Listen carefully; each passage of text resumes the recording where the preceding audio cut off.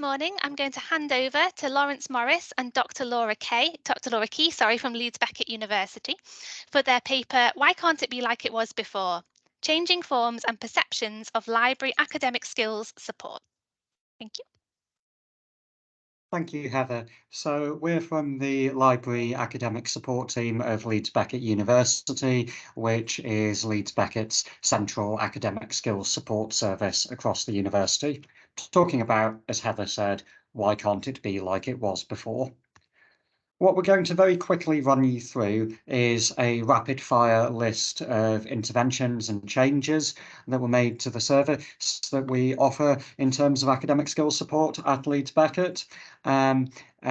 Like every institution, had to do some rapid responses to world events from 2020, 2021. And also we'll talk in a bit more detail about how we assess the impact of some of those changes before talking about the implications of that impact and some of the conversations we've had around that, both positive and negative, with academic colleagues, with students, and indeed with library colleagues. So let's get started.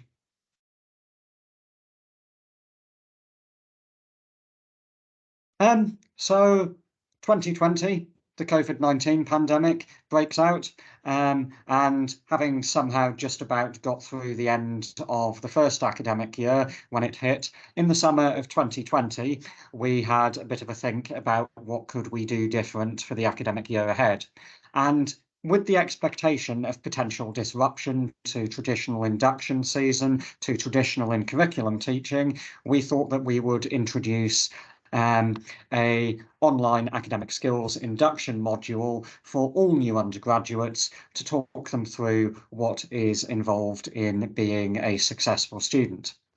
We also tried flipping the entirety of our in-curriculum instruction that had always been based around forms of active learning as well as didactic briefings to a flipped format where we turn up to deliver sessions and actually not a lot would happen if the students hadn't engaged with the pre-session content. So an element of living dangerously, where you hope at least one person in the room has done their homework in advance.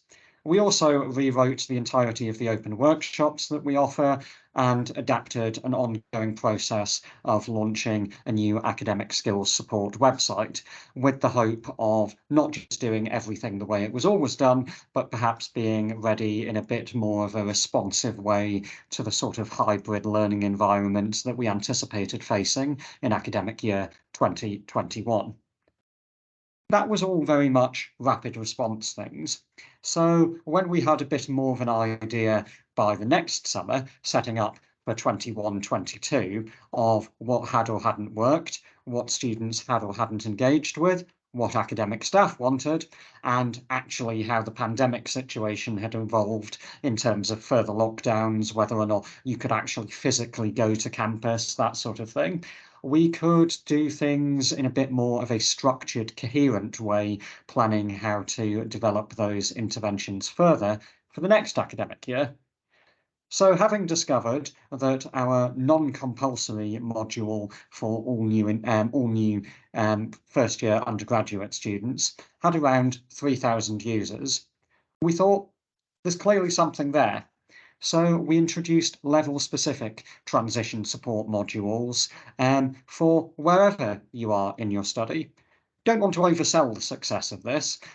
If we have around 9,000 new starters each year and around 3,000 of them are doing some kind of transition module, then there's the obvious question of what are the other 6,000 doing?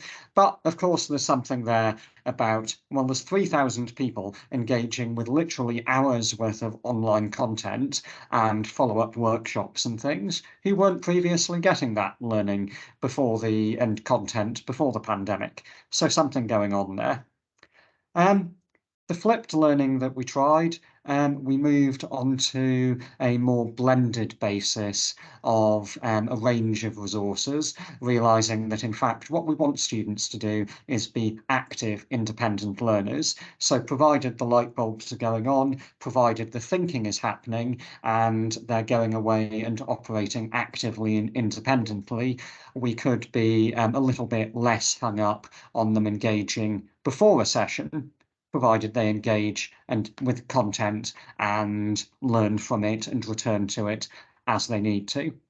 And as it says in the final bullet, of course, we also continued to develop our in-curriculum resources and adapt the open workshops that we offer on the basis of what students were or weren't engaging with. And as someone who's into my 60s music, I confess I spent a lot of time having this particular line of Bob Dylan in my head, because we knew that the world had changed, of course, that's the obvious. We knew that universities had changed. We knew that students' experiences of learning had been changed, disrupted, made different, perhaps in some ways made better, don't know, depending on individual circumstances and preferences. And we certainly knew that from the usage statistics, that the way in which students engaged with our services that we offer as a collective team at Leeds Beckett had changed significantly. But we didn't really know how, and more importantly, we didn't know why. So the next stage, having made these interventions to try and be as flexible as possible, to try and give students a range of options, was to start examining the impact of them. So you'll hopefully be relieved to hear that I'm not going to go through this bullet by bullet, because you've got the facts and figures on the screen in front of you. But for the academic year that we're just finishing off, just to highlight a few points to you in terms of the change from a traditional academic skills offer. Those elective modules that we introduced to support transition at each level, they've got 5,500 users a year, as well as still providing all of the services that we used to provide before the pandemic. The open workshops that we offer, through now offering them online as well as face-to-face, usage has gone up by 2.5 times. One-to-one appointments, after an initial dip when perhaps students weren't sure how to engage with them anymore or something like that, now higher than ever before. And perhaps most significantly, that flipped content that we provide, largely in video form, before or after sessions for students to engage with. Something I hear a lot from academic colleagues is, oh, if you put a video in the VLE beforehand, no one will ever watch it. To which I'd say, clearly not every student watches it, as is evidenced by when you say to a class who looked at the content in advance and tumbleweeds roll through the room, but also 37,000 hours of listening to that sort of resource. So again, clearly is something that is going on there that wasn't happening before, as well as everything that was happening before. So the next stage was to look at what happened at a course-specific level, which Laura led. Yes, so having begun to receive the data that Laurence was just alluding to there on the previous slide, we wanted to look more closely at how and why these trends were emerging and exactly what might be happening in particular schools, on particular courses. And so we went to visit some courses with some questions in mind. And the particular case study I want to talk about with you today was a level 7 project management course, a very large cohort and significantly of mainly international students. So running alongside all the creation and chaos of the pandemic, Leeds Beckett's number of international students also has massively expanded in the last few years. So we wanted to look not only at how we were supporting our students more generally, but also specifically at how we could develop our support for international students. So with this particular cohort, the impact work that we were doing was looking both at the impact of our academic skills offer more generally, but also thinking about what we were offering to international students more specifically as well. So what we did was we arranged to visit this particular cohort quite early on in their first semester. And in that very early stage, this was very much just an academic skills briefing. So rather than overloading these students with a large amount of content from our team, this was more about introducing the service, giving the students the capacity to come and find us perhaps at a later date, to find out more about our offer, but to really embed the fact that academic skills support was available for these students at an early stage within their development and their programme. And then later on in the semester, we invited these students to take part in a focus group as well as to complete a confidence questionnaire. In fact, they completed the confidence questionnaire twice. So at that initial session and then again later on in the semester, so that we could get some sense of how they felt the academic skills support that had been offered to them actually had an impact upon them. So we at that early briefing, that was very much about information giving, signposting the students to various other ways that they could engage with academic support. So some of those online interventions that Laurence already mentioned, as well as other live types of support that we could offer through workshops, etc. And now this was really one of the first times that we'd created a series of linked sessions for students rather than taking a more one-shot approach to our in-curriculum academic skills provision. And the hope was that this would create this context where the service became familiar to the cohort and that we would be able to therefore support the course team more effectively. And what we found in gathering responses from the students, both through the focus groups and through the confidence questionnaire, was that we were looking to be able to make more research-informed changes to our offer. Can I have the next slide, please, Laurence? So what did we find? In terms of looking at the confidence survey that we ran with the students, we found that post-input, 33.3% of respondents were able to rate their confidence level at 4 or more on a scale of 1 to 5, which was a rise of 14.3% from the first questionnaire. So that was a really encouraging statistic.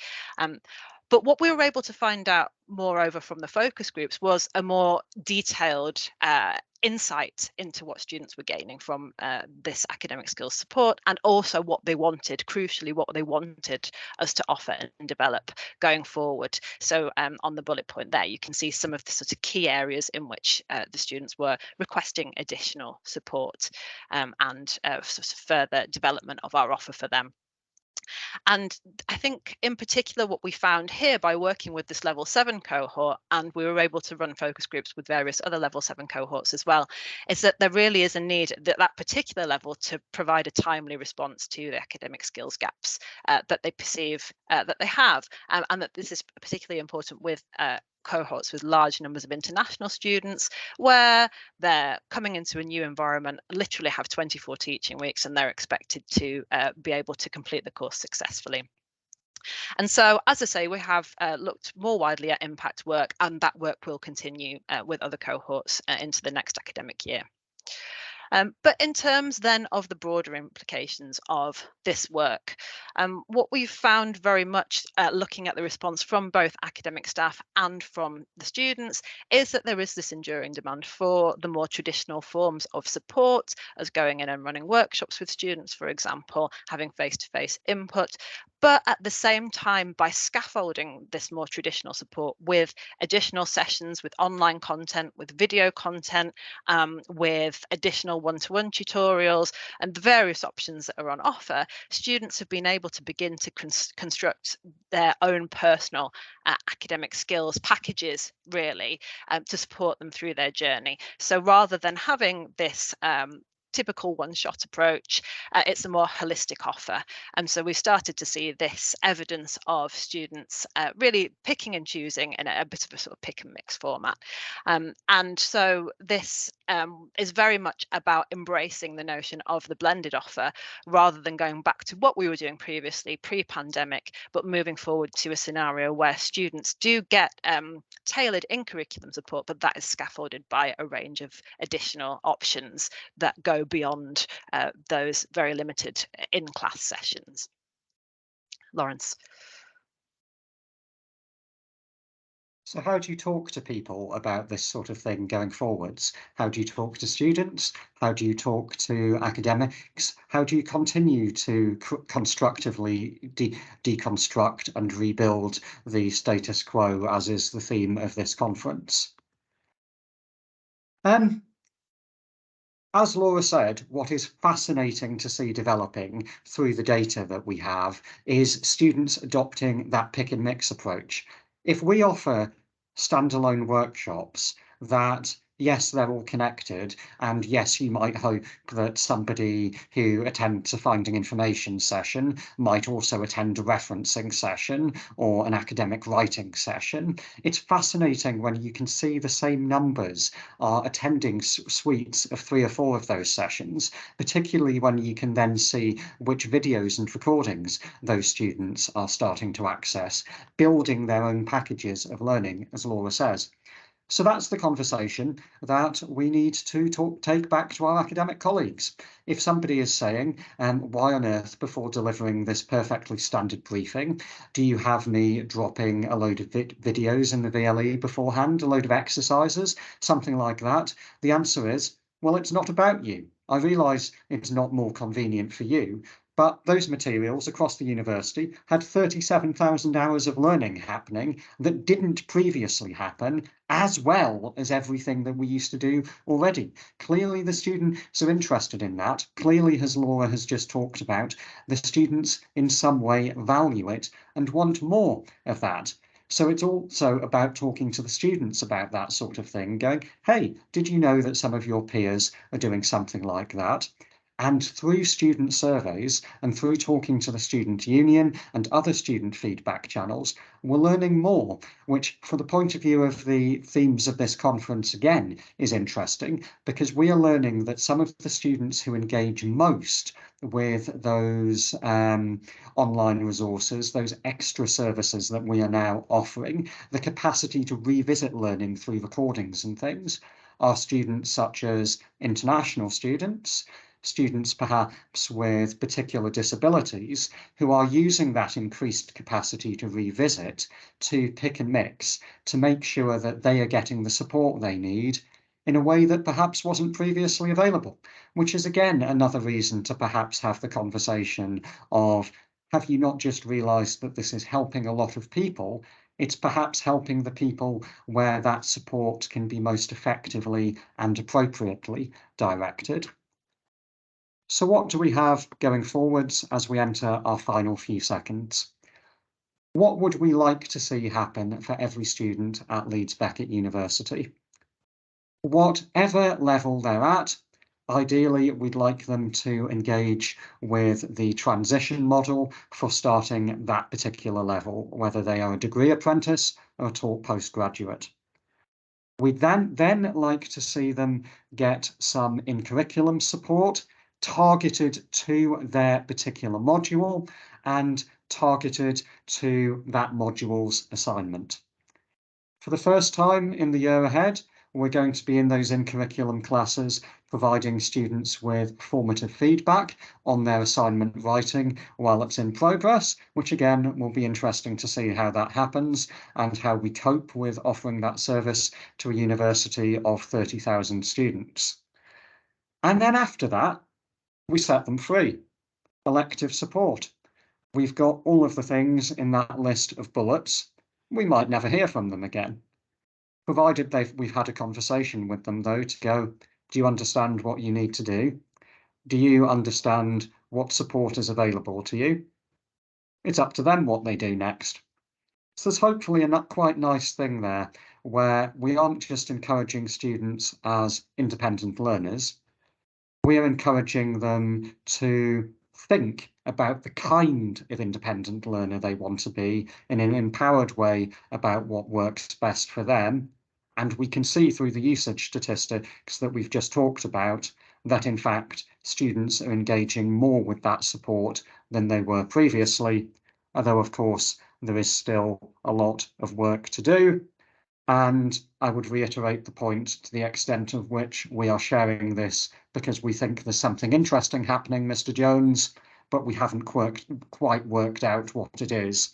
So we would love to hear the experiences of colleagues at other institutions. We would love to hear your questions about what you're up to. And particularly, we would like to hear your comments about what we're doing wrong. So at that stage, thank you for listening to our presentation. And I think we're ready to take questions now. Thank you so much, Laurence and Laura. That was a really interesting presentation. If anyone has questions, please do either pop them in the chat or in the Q&A, depending on what you can access. We have had one question come through so far, so I'll read that out to you. This is from Karen. She says, thanks for the interesting presentation. Do you have a large team of academic skills colleagues involved in developing and delivering support? And do you have technological support to create your online materials, or do you do those yourself? So we're a team of about 20, 25 people, including people who are part-time and so on and so forth. A mix of librarians, tutors, specialists in areas like IT and DAL, and we do have a couple of very good colleagues who are sort of learning developers, learning technologists. So if we're talking videos, we're just using standard facilities to make them ourselves, like, PowerPoint recordings, Panopto, that sort of thing. But we do have sort of specialists if we want to do things like make an articulate that's perhaps a little bit snazzier than a standard one.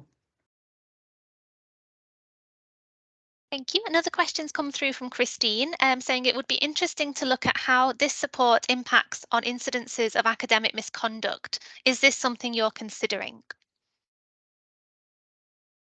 Laura, do you want to say anything, or should I take this one as well? You're probably better placed to respond to that than I am. Yes, we work very closely with the senior leader of our team is a member of the university board that has oversight over academic integrity. So effectively, we have the inside track on emerging trends, perhaps relating to things like artificial intelligence and things. So we can stay one step ahead of the game. Although, as I'm sure you all appreciate, there's an element for things like academic misconduct where it can be a bit responsive. You're helping people after the incident has happened. So that's when, again, we try to talk to certain schools or courses where we notice there's been a spike in academic misconduct, going, notice that that particular cohort had a few issues. I notice they haven't had any in curriculum classes, and I can't see any of their names on the elective academic skills modules. Perhaps you should be booking a bit more support or encouraging them towards a few more of the elective things, but I'd be lying if I tried to claim there wasn't a lot more to do there.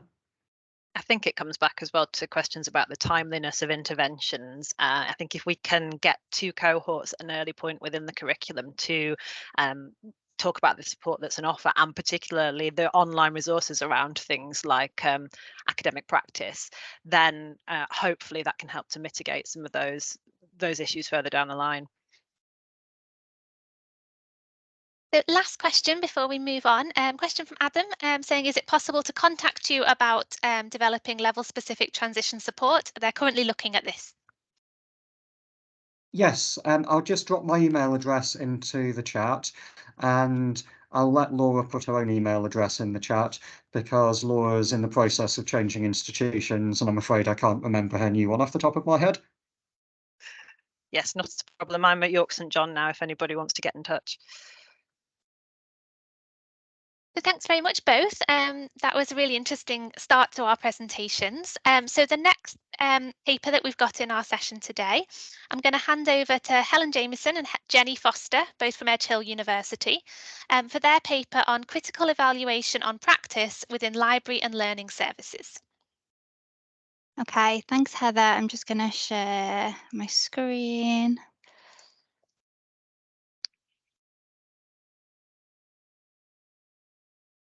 Okay, so Heather, can you just confirm that you can see the screen? Yes, we can see your slides. Brilliant, thank you. So morning everybody. I'm Helen Jamieson, Head of Student Engagement at Edge Hill University, and I'm here with my colleague Jenny Foster, who is Head of Customer Support. And we're going to talk to you about critical evaluation within library and learning services. So just wanted to start by giving a little bit of context about Edge Hill as a university. We are based in the northwest of England, just north of Liverpool. We are quite small, we've got a student population of about 13 to 14,000 students, and really popular courses in nursing, teacher education, lots of vocational courses, and 74% of our students are undergraduate students, but we do have a growing postgraduate provision. Jenny and I are based in Library and Learning Services, which is a large professional support department within the university. So we've got libraries, research support, digital learning technologies, which is interesting to have within the service, academic skills and specialist support for students with SPLD. We are based in well, I keep saying a new building, not so new these days, 5 years, 6 years old, a building called Catalyst, and we share this building with our colleagues in student services and careers. And we provide a converged frontline help desk service, which Jenny will touch on a little bit in her case study. So just wanted to give a quick overview of what we're going to cover today. We're going to talk about the value of critical evaluation within a library context, how to make effective use of the data that you are collecting, because I think as library professionals, we are used to collecting a lot of data and really just thinking about, making the most of that data and what we can do with it. Talking a little bit about satisfaction versus value versus impact, and really kind of following on from what Laurence was talking about in terms of the importance of really trying to understand the impact that you're having on students and stakeholders. I'll be talking about a case study similar to Leeds Beckett in terms of when we had to pivot our academic skills support online because of the pandemic, and really how we evaluated that and decided what we wanted to keep as part of that offer. And then Jenny will be talking about a case study using user experience techniques, and how she used those techniques to evaluate how students and customers are using the spaces within Catalyst. So just wanted to touch on why we critically evaluate within library and learning services at Edge Hill University. And really, obviously, the most obvious one, first of all, is to improve the experience for all stakeholders. And I just wanted to highlight really that evaluation really is a core part of our learning culture within our service. Very much encouraged to evaluate, very much encouraged to give things a go, reflect on them, I suppose learn from our mistakes, and that's very much supported within our culture in our department. Really important to evaluate because of that space that it creates for reflection, especially in a fast-moving environment, of which higher education is. Really important to carve out that space for reflection instead of just moving on from one project to the next. Did not liaise with Laurence about this next bit, but really loved his Bob Dylan reference, really looking at the so what factor. So we know that students like the experience, or generally like the experience of using the building, of our academic skills support, but really what difference is it actually making to things like retention, attainment, outcomes? So really looking at that so what factor to see what works and what could be improved. Very basic, but you know, as far as I'm concerned, the what works paradigm is key. Let's just give things a go, see what works, not overthink it too much, evaluate it and do more of what works. You know, can be as simple as that, really. Learning lessons for the future, again, an obvious one. Really making sure that our reflection, our evaluation, our evidence base informs our decision making, and that really makes us a trusted team, a trusted department within the university, that we are able to make suggestions for improvement, make business cases based on really robust evidence. And more often than not, the things that we are asking for or suggesting do get supported because of the robust evidence base that we are presenting.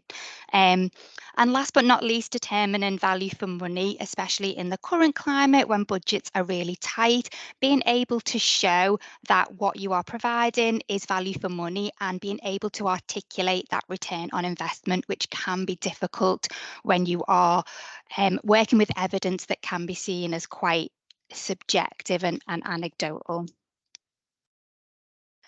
So just wanted to touch on a toolkit that I use really regularly, actually, and something that I have shared with colleagues across our department if they are new to thinking about evaluation, and that's the Emoshi toolkit.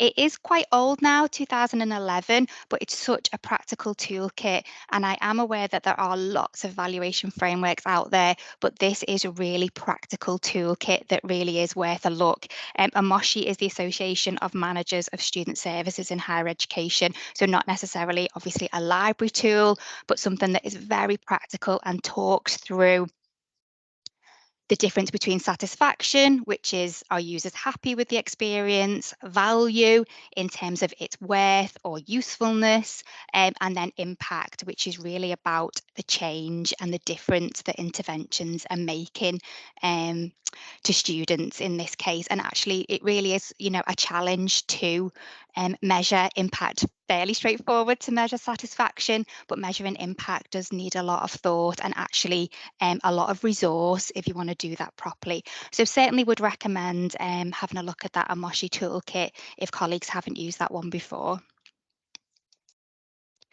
So I'm going to talk about the first case study, which is our academic skills provision at Edge Hill, which goes under the brand name or the identity of Uniskills. Just to flag up, similar to Leeds Beckett, I guess, it is the university's centralised academic skills service, providing students, you know, with support for academic writing, information literacy, etc., via the usual channels, one-to-one appointments, workshops, sessions that are embedded in the curriculum, and obviously online guides, toolkits. We use Articulate Storyline and more recently Articulate Rise to create content as well. So really this case study is about our pivot online because of COVID, but really more about the lessons that we learned from that. I think quite quickly we realised that actually there was a lot of this that we would want to take back and make mainstream as part of our offer post-pandemic. So quite quickly we decided to really evaluate what was working, and we used a mixed methods approach for this. So we used the value and impact toolkit that I've just talked about, and we used a range of qualitative and quantitative data, and then we also employed Brookfield's 4 lenses model of critical reflection. So that's really what I'm going to talk about for the next couple of minutes, is really the value of that model of critical reflection and how we utilise that to make some of our evidence-based decisions about what we wanted to take forward into our offer post-pandemic. So I'm not sure how familiar colleagues are with this model. It we actually found this really useful, and we hadn't used this model before. It does use 4 lenses, and I like this lens approach. The 4 lenses are personal experience, looking at things through students' eyes, looking at things through the perception of our colleagues, both within our department and across the university, and also looking at some of the theoretical literature around this topic. So that is the 4 lenses approach. Just to talk through some of these, in terms of personal experience, Brookfield talks about how important it is to include personal stories and personal anecdotes in any critical reflection, and that critical reflection really is important as individuals, but also as a collective. So 6 months after we moved online, our academic skills advisors reflected individually by writing critical reflections on practice of their experience delivering support online, and also reflected collectively on the different modes of delivery by conducting a SWOT analysis for each type of delivery. In terms of students' eyes, really Brookfield talks about how it's really important as practitioners to have an awareness of how students are learning, but also the dangers of taking student definitions at face value. So really kind of challenging some of the things that students might be saying. To do this, we do already have a student evaluation framework within the team. So we use some of those channels to collect data from students about their experience of academic skills support online. So focus groups, surveys, collecting anecdotal data, things that they were saying in appointments, etc., etc. So some robust data from students as well. Brookfield describes colleagues as really important critical friends and suggests talking to colleagues to just really check, verify and reframe our assumptions. So we spent time talking to academic colleagues across the university from all the different faculties about what they thought of our online offer, what their students thought of our offer online, and then also talking to other teams that we work very closely with. And then finally, the theory. So I think one of the things about the theory is Brookfield describes it as a good way of kind of combating that groupthink. And the theory was quite difficult because a lot has been written in literature around online learning, but not necessarily learning academic skills online. So we were hoping that we would be able to help kind of bridge that gap in the literature as well. So I'll pass over to Jenny for her case study, but just wanted to flag up that a couple of my colleagues are presenting, I think at 11:10 on how we delivered a project around delivering academic support, skill support in a high flex way. And that was one of the project strands that came out of this evaluation. So I'll pass over to Jenny to talk about her case study. Okay, so hi everyone. I'm going to look at a very similar model, but it's sort of applied from a slightly different perspective. So I'm head of customer support, and I look after the building, the help desk in the library. One of the things I'm going to say is that the caveat to this is that we didn't set out to use 4 lenses for this piece of work when it first started. It was actually applied retrospectively. And I think what that demonstrates is that you can use this tool and apply it to work that you've already done. But you have to recognise that you may find gaps with your data, and it is better if you start at the beginning with it and sort of plan your evaluation, your reflection, to sort of take in all these different lenses. This particular case study has taken place over 5 years, so quite a long time.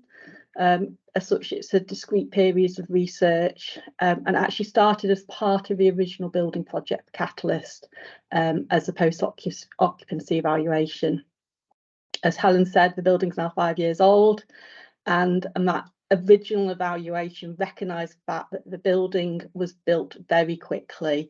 So even though there was a lot of consultation, engagement, decisions just had to be made at time. So this is a 5-storey building. It was a 52-week build, which if anyone's put new buildings up, you'll know that is actually very quick. What we looked at later with the evaluation is the changes as a result of COVID. So it sort of had quite a nice sort of like timeline across what's happened the last few years. It's had 3 different leads due to staff changes, and we've had at least a dozen members of staff involved in it. It's quite a significant piece of research. There's lots of data associated with it. And actually, I have spoken about it before at different events. I'm not going to go into too much detail about sort of like what we found, although at the end, Helen and I are going to share some links as well. One of the big things to do is to say that it did generate a massive amount of data. And if Helen, if you can just move on to the next slide, please. One of the key challenges when doing this evaluation around the building is that the space has 2 core functions, and they're both really closely interlinked. So Catalyst is the main university library, and it provides all the services that you would expect in that. So we've got the book stock, we've got computers, we've got study rooms, we've got help and support service. It's open 24/7, 40 weeks a year. It's also the student support building. So from the building, we offer all the specialist appointment services, workshops, and at times crisis support for students at risk. The issue we have is that sometimes those 2 functions compete with each other. And this is especially sort of apparent when you start looking at logistics like space. The other issues that both are critical for both student-facing services, and as sort of a building lead, I find myself saying no to a lot of people a lot of the time. We're constantly having to make compromise between sort of trying to deliver a student-facing library service and space and trying to deliver a student service. Making small changes in this environment needs to account for multiple perspectives, which is where the 4 lenses come in. And a really good example of this is tensions we have around private rooms. So I think this is really common across most libraries. Students need more group space, while services such as wellbeing have a growing demand for like critical services for crisis support. Any space in the building has to earn its keep, not just during core hours, but also for the extended opening hours. So even just looking at this one area tends to be quite multifaceted. Helen, if you could just move on for me. So one of the things that hopefully you've got from Helen is that the 4 lenses isn't a type of research in itself. It's a tool for evaluation, reflection, and it's a tool for sort of informing the type of data you might need to collect. I think, you know, the last slide showed that we've collected a massive amount of data from both internal and external sources. And while user experience was a massive part of that, it was never used in isolation. It was never used on its own. In many cases, we were doing iterations of research. We were focusing on certain areas at different times. But sometimes we were looking at very small scale areas as to why spaces weren't working as expected. And then after COVID, we were looking at sort of quite big areas, such as how students were using group spaces, and the provision and use of laptops and technology around the building. What was really important is we didn't keep asking the same questions, but built on the information that we already had and looked to external sources and research where we didn't have the experience or expertise ourselves. And, you know, we didn't just want to find out what was going on in the building at the time, we needed to find out what else was going on elsewhere. So as Helen said earlier, the question is, so what? What actually changed? In this case, it allowed us to build a really robust business case for a refurb, but not only evidence for student voice, but showed how plans would meet changing needs as a result of COVID and wider demographic changes within the student population. And Helen has touched on the fact that we have a growing postgraduate provision. Actually, that was never really planned for when the original building was built. It placed the data we collected within 4 lenses while making some space for strategic challenges and changing demographics. And it gave it validity, and this was really important when we were going away and sort of making cases to senior managers. It showed how our own research connected to wider sector trends and how the investment we were asking for would support strategic plans within the university. Now, there's probably some debate around the user experience aspects, feedback, and how they fit into the 4 lenses. And a lot of it depends on the nuances of a voice. For those of you sort of experience with UX work, you'll know that something like an observation might arguably be considered a colleague's perception rather than actually a student's.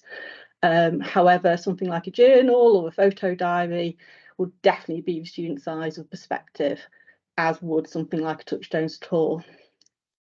However, my takeaway from all of this, having worked through a process, is that regardless of whether you're looking at sort of user experience work or sort of your metrics and your feedback,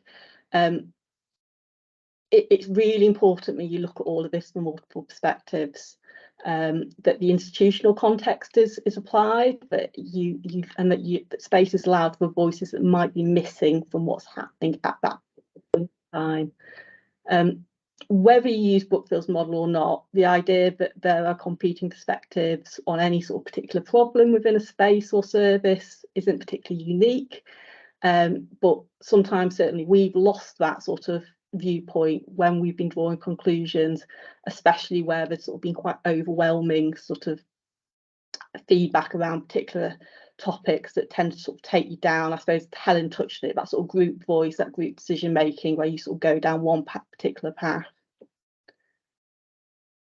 So I think we've got a few minutes for questions. I'm not sure if we've got any questions in the chat, but what I will do is put in the chat the link to some of the stuff about the space work we've done, and also a link to an article that Helen's written on work she's done. And what we wanted to do really was to ask people sort of how you might apply this to your own service or area, as a sort of takeaway from this session. Thanks very much, both. Yes, if anyone's got any questions or comments for Jenny and Helen, please do pop them in the chat or in the Q&A.